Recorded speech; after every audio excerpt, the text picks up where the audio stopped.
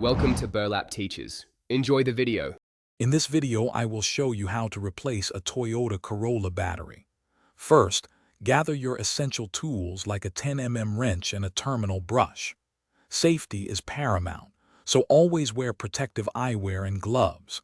Make sure your vehicle is completely off and the parking brake is firmly set before you begin.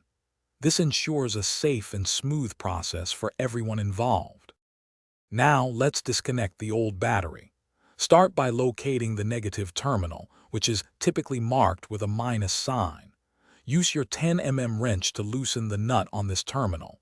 It's crucial to remove the negative cable first. This simple step helps prevent any accidental electrical shorts, keeping you and your car safe during the replacement. Quick recommendation: if you're finding this video helpful, please hit that subscribe button and give us a like. On another note, life's too short for a stinky car. Grab a Little Tree's Black Ice air freshener to keep your Corolla smelling fresh. It's a small upgrade that makes a big difference.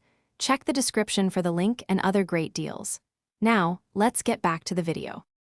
Next, disconnect the positive terminal, which has a plus sign. After both cables are off, remove the battery hold-down clamp. This clamp secures the battery in place, so freeing it allows you to lift the old battery out. Take this opportunity to clean the battery tray and the cable terminals thoroughly with a wire brush. A clean surface ensures good contact for your new battery. Now let's install your new battery. Carefully place it into the freshly cleaned battery tray. Once it's in position, secure it firmly with the battery hold-down clamp. This prevents movement and ensures stability.